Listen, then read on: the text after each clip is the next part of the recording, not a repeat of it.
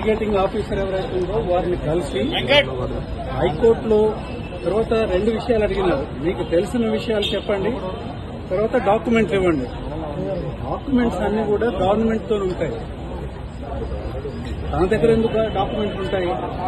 ఆ అన్ని డాక్యుమెంట్లు గవర్నమెంట్ దగ్గర అవైలబుల్ గా ఉన్నాయి. సో వాటిని అవి మీ దగ్గరే ఉన్నాయి, మీరు గవర్నమెంట్ దగ్గర నుంచి తీసుకోండి అనేది ఒకటి. తర్వాత ఇంకొకటి ఏంటంటే కోర్టులో కేసు పెండింగ్ ఉన్నది, రిజర్వ్ అయినది. పెండింగ్ అంటే ఆర్గ్యుమెంట్స్ కూడా కంప్లీట్ అయిపోయి జడ్జిమెంట్ రిజర్వ్ అయింది.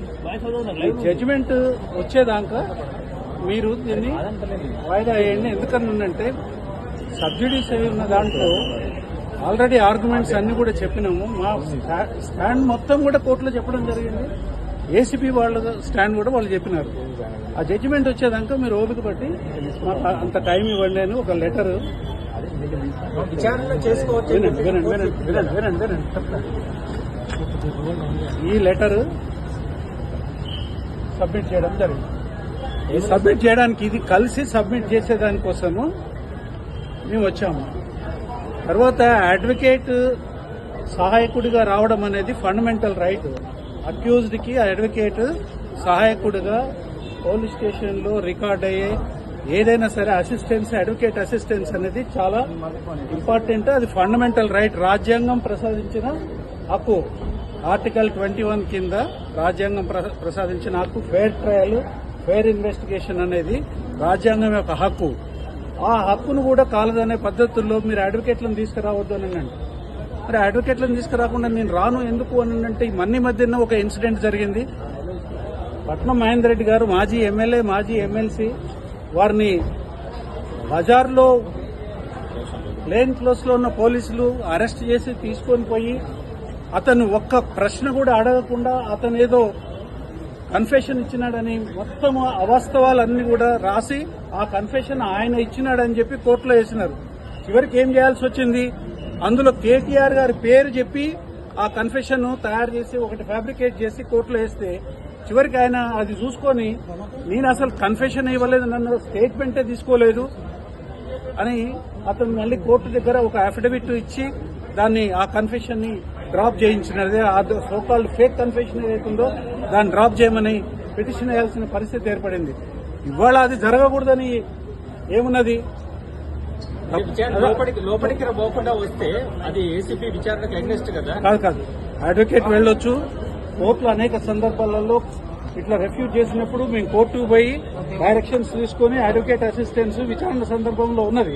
ఎందుకనంటే ఒత్తిడి చేయకూడదు, తర్వాత లేనిది రాయకూడదు, కానీ చెప్పంది కూడా చెప్పినట్టుగా రాయకూడదు. వీటన్నిటికీ అడ్వకేట్ అసిస్టెన్స్ అవసరం. విచారణకి పోయి కోఆపరేట్ చేయడానికే కదా మేము వచ్చింది ఇక్కడికి. వాట్ నెక్స్ట్ అనేది వాళ్ళు చెప్పాలా. వాట్ నెక్స్ట్ అనేది ఇప్పుడు మేము ఇవ్వాల్సిన లెటర్ మేము ఇచ్చినాము. తను స్వయంగా వచ్చి ఇచ్చేదానికోసమే తను వచ్చినాడు. మరి తనని అలో చేయలేదు, అడ్వకేట్లను కూడా అలో చేయలేదు. ఏం అవసరం అండి? ఒక అథారిటీకి లోపలికి రానిస్తే ఏంటి ఇబ్బంది? ఒక మాజీ మంత్రి, ప్రజెంట్ ఎమ్మెల్యే లోపలికి రానిస్తే ఏంది? ఒక అడ్వకేట్ కూడా లోపలికి రానిస్తే ఏంది? ఏసీబీ ఆఫీసులో కూడా ఎంటర్ కానియకుండా బజార్లో నిలబెట్టి అవసరమా ఇది? మేము ప్రాధాయపడ్డాము. అథారిటీ యొక్క గౌరవంకి భంగం అవుతుంది. మీరు ఆఫీసర్స్ ఇట్లా రోడ్డు మీదకి రాకూడదు, మీరు వచ్చి ఇక్కడ తీసుకోకూడదు అని అంటే పర్వాలేదు, మీరు ఇక్కడే ఇవ్వండి, మీరు మేము అక్కడికి రానియమని అన్నారు. ఏం పద్ధతి? ఏం నడుస్తా ఉంది రాష్ట్రంలో? ఈడీ విచారణ కూడా ఉన్నది. ఈడీ విచారణకి కూడా పోతామండి. ఈడీ విచారణకు కూడా అటెండ్ అవుతాము. ఇవాళ అటెండ్ కావాలనే కదా పోయింది. అడ్వకేట్ రానియమనే నెపంతో ఇవాళ అక్యూజ్డ్ స్టేట్మెంట్ ఇవ్వడానికి సిద్ధంగా ఉన్నా కానీ స్టేట్మెంట్ తీసుకోలేదు. స్టేట్మెంట్ తీసుకోవాల్సింది.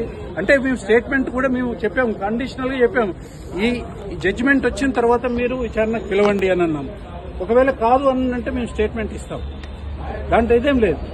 కానీ అసలు లోపలికే రానియలే కదా. అడ్వకేట్ ఉంటే రానియమని అన్నది ఇదేందంటే అడ్వకేట్ ఏమన్నా? అడ్వకేట్ అని అంటే ఆఫీసర్ ఆఫ్ ద కోర్ట్.